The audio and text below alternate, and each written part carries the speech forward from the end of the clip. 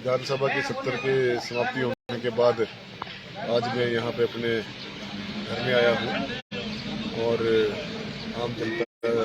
को भी इंतजार था और जो भी आज रूटीन की समस्याएं थी उनको सुना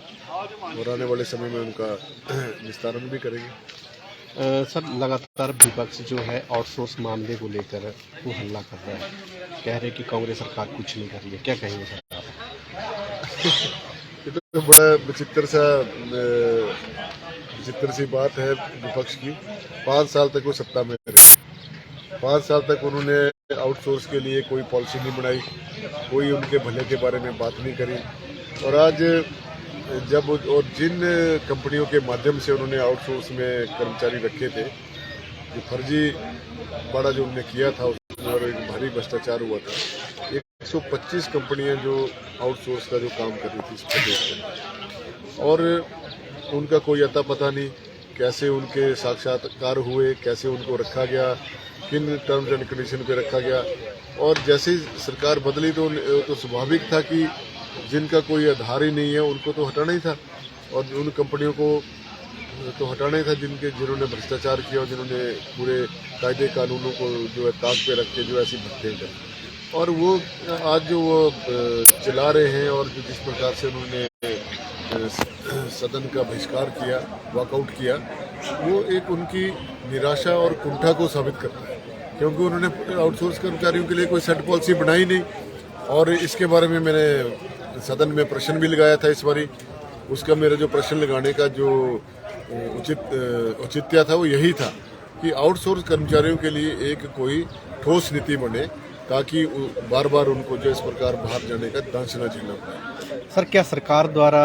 आउटसोर्स कर्मचारियों के लिए कोई नीति बनाई जाएगी क्या? यस, बिल्कुल। हमारा पूरा दबाव रहेगा माननीय मुख्यमंत्री महोदय के ऊपर और सरकार के ऊपर कि आउटसोर्स कर्मचारी जितने भी विभागों में हैं, जितने भी कर्मचारी हैं, चाहे वो आउटसोर्स के कर्मचारी हैं, चाहे वोकेशनल टीचर हैं, चाहे वो पैरा टीचर हैं या अन्य प्रोजेक्टों में जो हमारे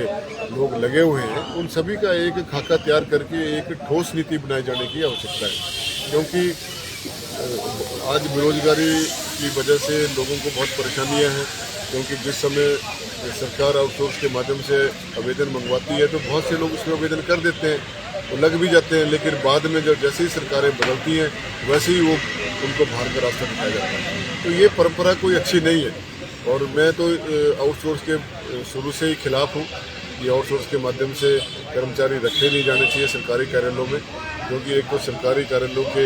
का जो काम है उसकी गुणवत्ता पर असर पड़ता है। क्योंकि जो कर्मचारी आउटसोर्स पे लगता है उसको पहले भविष्य की चिंता होती है कि पता नहीं 5 साल के बाद मुझे क्या होना है क्या नहीं होना है। 5 साल तो बड़ी दूर की बात होती है, 1 साल का एग्रीमेंट होता है, 1 साल के बाद भी उनको ये भरोसा नहीं होता कि मेरा एग्रीमेंट कंटिन्यू होगा कि नहीं। तो ये सारी जो बातें हैं इसके ऊपर सदन में विस्तार से चर्चा हुई है और माननीय मुख्यमंत्री महोदय से मैंने मांग की है सदन के अंदर और सरकार से कि इसके बारे में ठोस नीति बनाई जाए ताकि जो हमारे नौजवान हैं वो शोषण ना हो उनका। सर, बड़सर में जो मिनी सचिवालय बनाया जा रहा है जो कि 12 करोड़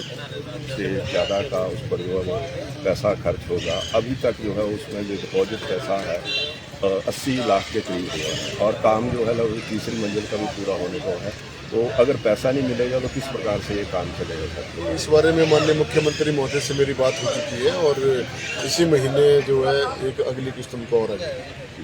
और सर, ये जो ट्रस्ट बना है अभी हाल ही में लंबे समय से इंतजार था इसका, इसमें जो पहली बार जो स्पेशल ट्रस्टीज बनाए गए हैं सर, क्या भूमिका रहेगी? ट्रस्टी और स्पेशल ट्रस्टी में क्या अंतर रहेगा? स्पेशल ट्रस्टी एक जो है मांग थी हमारे लोगों की कि हमें भी ट्रस्टी बनाया जाए, लेकिन जो ऑफिशियल मेंबर जो है 12 ही बनने थे और 13 ऑफिशियल मेंबर बनने थे, नॉन ऑफिशियल 12 बनने। तो इस वजह से कुछ हमारे ऐसे लोग थे जो आवेदन कर रहे थे कि हमें भी ट्रस्टी बनाया जाए, तो उसमें कुछ हमने फिर उनको स्पेशल इन्वाइटी के तौर पर वहाँ पर जो सेवा करने के लिए उनको नियुक्त किया और उसमें यही उनको बनाने का यही हमारा जो कदम है वो इसलिए उनको बनाया गया है कि हम जैसे अब चैत्र के मेले होते हैं या अन्य जो वहाँ पर हमारी समस्या होती है श्रद्धालुओं से मिले, वो उसके बारे में अपना बढ़ चढ़ कर भाग लें और वहाँ पर जाके सेवा भाव से जो काम करें, यही हमारा मकसद है। सर, भाजपा सरकार ने पूर्व काल में जैसे आपको भी ट्रस्टी ने बनाया था, महंत को भी बाहर रखा गया, इस बार भी महंत जो है वो नहीं दिए गए, इंक्लूड नहीं किए गए हैं। पहले भी हमने आपसे बात की थी, क्या है पूरा मामला और क्या कहना चाहेंगे? देखिए, महंत जी जो हैं वो भी एक हमारे बाबा बालकनाथ ट्रस्ट के एक अभिन्न अंग है, और उनको बनाने के लिए क्या, उनको जब हटाया गया था तो उसमें बाकायदा नोटिफिकेशन हुई थी और उनको हटाया गया, और उसके बाद निरंतर वैसे चला आ रहा है। 2004 या 7 की बात है, तब से लगातार यही चला, यही परंपरा चली आ रही है। इस वर्ष मैंने अभी जो माननीय उप मुख्यमंत्री हैं मुकेश अग्निहोत्री जी, जो इस कार्यालय का कार्यभार भी उन्हीं के पास है, उनसे मेरी चर्चा हुई है और अभी हम एक्ट में अमेंड करके उनको फिर से इसमें सम्मिलित करते हैं। सर, बड़सर की बात की जाए, यहाँ पे स्वास्थ्य सुविधाएं काफ़ी चरमरा गई हैं, डॉक्टर नहीं है अस्पताल में। अगर बात की जाए तो स्त्री रोग विशेषज्ञ की खासी कमी रही है यहाँ पे, तो क्या कहेंगे आप? डॉक्टर के विशेषज्ञ डॉक्टर्स की निश्चित रूप से यहाँ पे कमी है, और इसके बारे में विस्तृत रूप से चर्चा हुई है माननीय मुख्यमंत्री महोदय से और स्वास्थ्य मंत्री महोदय से। जल्द ही यहाँ पे जो है एक अच्छा जो है वो एमडी डॉक्टर वो यहाँ पे हम सम्मिलित करने जाते हैं। यही नहीं, हमारे जैसे कम्युनिटी हेल्थ सेंटर बिजड़ी में है और भुट्टा में है, और पीएससी सलोनी हमारी खाली पड़ी है, उनको भरने के लिए भी हमने सरकार से आवेदन किया है और नई पोस्टें क्रिएट करने की भी बात करी।